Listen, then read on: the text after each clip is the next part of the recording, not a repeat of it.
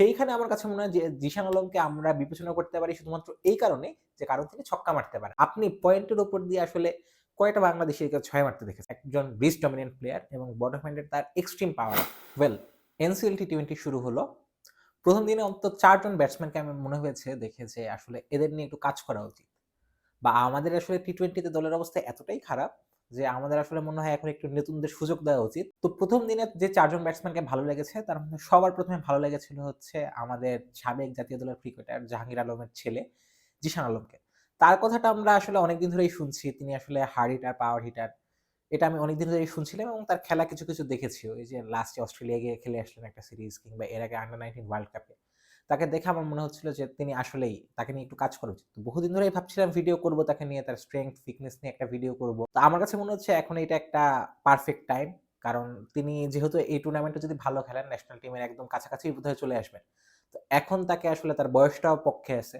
তো এখন যদি তিনি কাজ করেন তাহলে আমার মনে হয় যে আমরা আসলে ন্যাশনাল টিমের জন্য তাকে লম্বা সময়ের জন্য বিবেচনা করতে পারি। আমি দুপুরবেলায় একটা লেখা লিখেছিলাম যে সেখানে আমি বলেছিলাম যে তার কিছু দুর্বলতা আছে যেটা নিয়ে আসলে তার কাজ করা উচিত এবং কাজ করলে তিনি আসলে ভালোই করবেন। যেহেতু আমি এক্সপেক্ট করি যে তিনি আমাদের লম্বা সময় সার্ভিস দিবেন। তো সেটা নিয়ে আমি ভিডিও করব। কিন্তু আপাতত আজকে আমি প্রথমত একটু বলতে চাই তার স্ট্রেংথ টা নিয়ে। মানে আসলে কোন বিষয়টার জন্য তাকে আমি আসলে স্পেশাল বলছি সেটা নিয়ে আমি ১ম এ একটু বলতে চাই।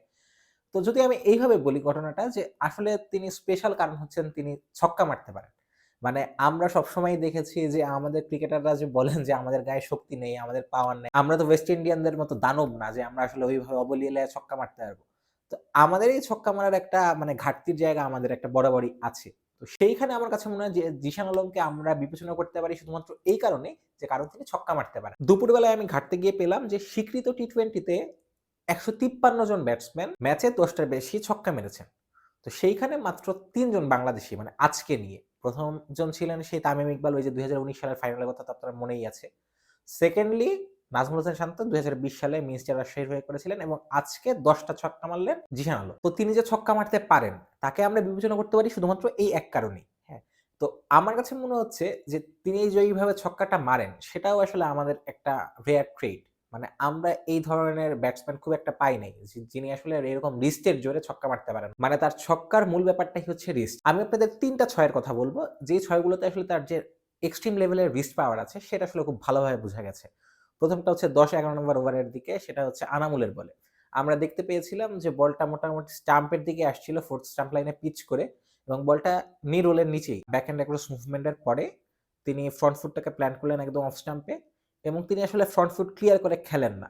এই ফ্রন্ট ফুট ক্লিয়ার না করার জন্য যে স্টাম্প লাইনে যে বলগুলো আসছে তিনি আসলে যে একটা জায়গা বানিয়ে তারপরে স্লগ করবেন সেই জিনিসটা তার পক্ষে হয় না। এটা নিয়ে আমি ডিটেইলস একটা ভিডিও করব যে তার আসলে কি উইকনেস আছে। তো তিনি যেহেতু জায়গা বানাচ্ছেন না, সেই ক্ষেত্রে যেই ব্যাপারটা ঘটলো যে তিনি কিন্তু এই বলটা আসলে আমরা যদি নরমাল ব্যাটসম্যান হতো তাহলে তুলে মারতে গেলে আউট হওয়ার একটা সম্ভাবনা থাকতো। তো তার ক্ষেত্রে আমরা দেখলাম যে তিনি এই বলটা কেবলমাত্র বটম হ্যান্ডের এক্সট্রিম একটা রিস্ট পাওয়ার জেনারেট করলেন। মানে বটম হ্যান্ড থেকে একদম খুব ভালোভাবে একটা রিস্ট পাওয়ার জেনারেট করলেন এবং তার ব্যাট স্পিডটা খুব ফাস্ট। মানে খুব ফাস্ট ব্যাট স্পিডে তিনি এই বলটাকেও কিন্তু মিড উইকেট দিয়ে ছক্কা মেরে দিলেন। এটা ছিল ১ম ছয়। তারপরে বলব আমি সুমন খানের ২ টা ছয়ের কথা। একটা ছয় মারলেন তিনি লং অফ এর উপর দিয়ে এবং একটা পয়েন্টের উপর দিয়ে। মানে আপনি পয়েন্টের উপর দিয়ে আসলে কয়টা বাংলাদেশীকে ছয় মারতে দেখেছেন? পয়েন্টের উপর দিয়ে ছয় মারাটা বাংলাদেশীদের জন্য এক্সট্রিম একটা রেয়ার ঘটনা।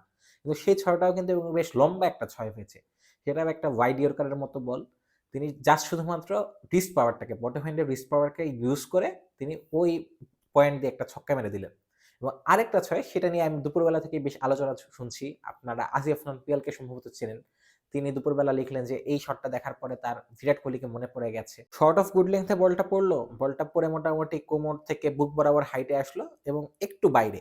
তো এই বলটাকে যদি আপনি অফ সাইডে খেলতে চান আপনার জন্য ইজি। হয়তোবা আপনি এক্সট্রা কভার দিয়ে একটা ৪ পেতে পারেন। নরমাল ব্যাটসম্যানরা এই খেলাটাই খেলেন। যে এই যেহেতু একটু বাইরে বলটা সেহেতু তিনি কাভার দিয়ে তুলে দেন। কিন্তু তিনি কি করলেন? তিনি এই বলটাকে লং অফ এর উপর দিয়ে খেলার চেষ্টা করলেন। তো তার যেহেতু বটম হ্যান্ড এর পাওয়ার বেশি, তো এই ক্ষেত্রে বলটায় যেটা হতো তিনি কিন্তু সম্ভাবনা ছিল যে বলটা আসলে ডাউন দ্য গ্রাউন্ড যাওয়ার। মানে বলটা মাটির দিয়ে চলে যাবে। কিন্তু তিনি এই বলটাকে এলিভেশন দিলেন এবং বেশ লম্বা একটা ছক্কা মারলেন। হ্যাঁ, এইখানে আমার একটা অবজারভেশন আছে যে এই শটটাই তিনি যদি 2nd টাইম ট্রাই করেন এবং আমরা কিন্তু একই ইনিংসে দেখেছি যে এরকম বাইরের বল তিনি টেনে মারতে গেছেন, টেনে লং অফ এর উপর দিয়ে মারতে গেছেন এবং একটা যদি ফিল্ডার পেছনে থাকতো তাহলে কিন্তু ক্যাচ হয়ে যেত। কিন্তু ফিল্ডার তখন 38 সার্কেলের মধ্যে ছিল, যে কারণে আমরা দেখেছি যে ক্যাচটা হয় নাই। কিন্তু তিনি যদি এরকম টেনে মারতে চান বারে, তাহলে কিন্তু ক্যাচ উঠে যাওয়ার একটা বড় সম্ভাবনা আছে। এরকম আরো কিছু খুঁটিনাটি কিছু ব্যাপার আছে যেটা আসলে আমার কাছে আজকে মনে হয়েছে কিংবা গত কয়েকদিনেও মনে হয়েছে যে এই ব্যাপারগুলো নিয়ে তার কাজ করা উচিত। তো আজ আমি শুধুমাত্র তার স্ট্রেংথ এর জায়গাটাই বললাম যে তিনি আসলে এক্সট্রিম লেভেলের একজন রিস্ক ডমিন্যান্ট প্লেয়ার এবং বডি হ্যান্ডের তার এক্সট্রিম পাওয়ার আছে। এই পাওয়ারটা বাংলাদেশের জন্য বেশ রেয়ার এবং তাকে এইজন্যই আমি স্পেশাল ট্যালেন্ট মানছি। তো তার উইকনেস গুলো নিয়ে যদি কাজ করা যায় আমার কাছে মনে হয় যে বাংলাদেশ বেশ ভালো একটা ট্যালেন্ট পেতে যাচ্ছে। দেখা যাক বিসিবি কি চিন্তা করে তাকে নিয়ে।